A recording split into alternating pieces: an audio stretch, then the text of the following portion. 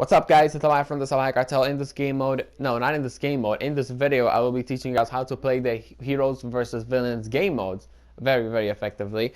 First of all, let me just start off with one tip, which is something that you don't want to do. You don't want to run off on your own, okay? When you're playing as a stormtrooper, what you want to do, you want to support your heroes, and when you're playing as a hero, you guys want to have stormtroopers around you, or you want to be with the other heroes. Now, why do I say this, right? Well, let's say that you're on your own, and then two of the heroes from the enemy team are going to attack you. Chances are that they're probably going to take you out, and they're going to end up with high health. Now, let's say that you have a couple of stormtroopers around you, and you have, I don't know, Darth Vader with you. Obviously, you're going to be able to do some massive damage. Why? Because you have stormtroopers around you, and you have Darth Vader. This is a perfect example of what I'm stating out right now. See, right here, I was getting completely overwhelmed by Han Solo and Luke Skywalker, but it was thanks to all of the teammates that I had around me that we were able to win this round, because seriously, I almost got completely obliterated in there.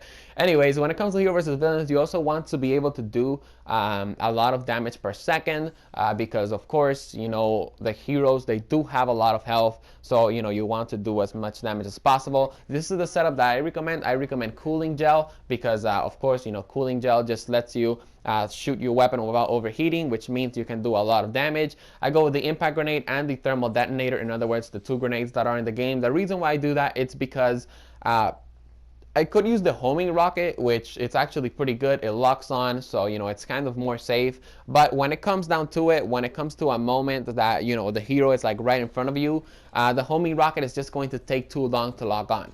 All right, and on top of all that, sometimes the homing rocket hits walls and all that stuff, and it's just really frustrating. On top of that, the grenades, you can also throw them on the ground when the heroes are nearby, and then it can do massive damage. So that's the setup that I recommend.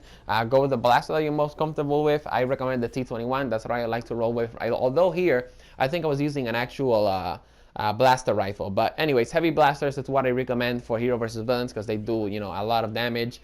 And of course, the two grenades. Now, a huge factor in this game mode is how you play the heroes and the villains. But guys, I do want to say this. Sometimes you will lose a round or two, mainly because there are people on your team that don't know how to use the heroes effectively. Now, I am working on a separate video guide on how to use every hero effectively, mainly because I sort of feel like if I try to do it in this video, it's just not going to be as good as a separate hero guide. So make sure to be on the lookout for that. Make sure to subscribe to join the Salvajee Cartel. If you guys enjoyed this video, make sure to drop a like, and I'll see you guys on the next one. Peace.